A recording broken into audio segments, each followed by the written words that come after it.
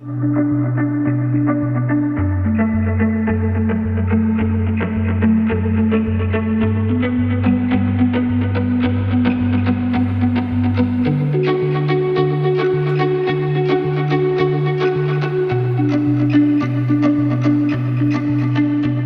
la tête qui est au bout là, qui est fixée là au bout, on va la descendre, hop, on envoie la pression et après ça ramène tous les déchets et après on pompe ce qu'il y a.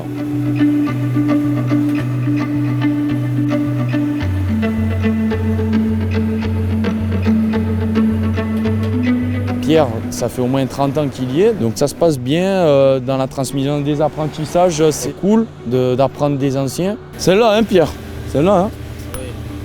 Je suis là pour lui apprendre le métier, c'est-à-dire le curage, comment fonctionne un camion, le rôle de nettoyer les canalisations et de les déboucher. Ça me fait plaisir d'apprendre aux jeunes le métier, c'est gratifiant.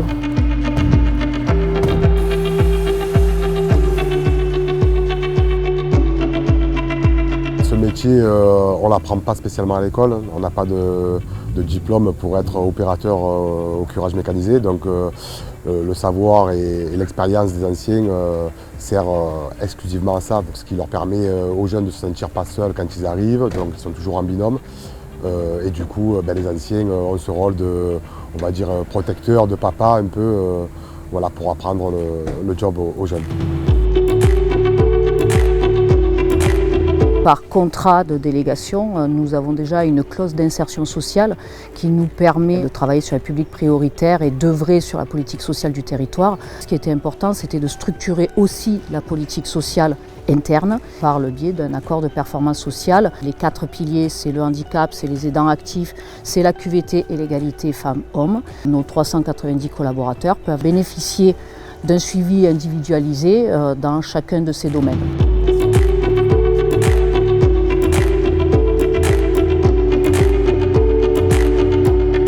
La pépinière, c'est en fait un dispositif qui concerne les futurs managers de l'entreprise, qui sont coachés, formés, qui s'organisent en groupe interactivité et qui travaillent pendant 1 an sur un projet qui est structurant pour l'entreprise, avec un mentor individuel qui est aussi un cadre de l'entreprise. Le challenge, c'est un appel à projet à l'initiative des collaborateurs eux-mêmes qui vont travailler en interactivité pendant 1 an sur un projet avec un cadre de l'entreprise. Et en fait, ce qu'on observe, c'est que ce challenge, depuis ces 4 dernières années, on a développé 28 projets et ça a mobilisé pas moins d'1 tiers des collaborateurs de l'entreprise, tous statuts.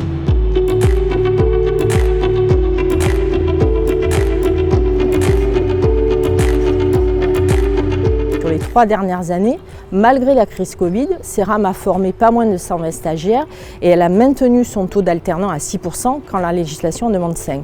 Dans notre gouvernance même, on est très inclusif puisqu'en fait CERAM est membre du conseil d'administration de la Fondation Agir contre l'exclusion et la Fondation Agir contre l'exclusion est membre du conseil d'administration de CERAM.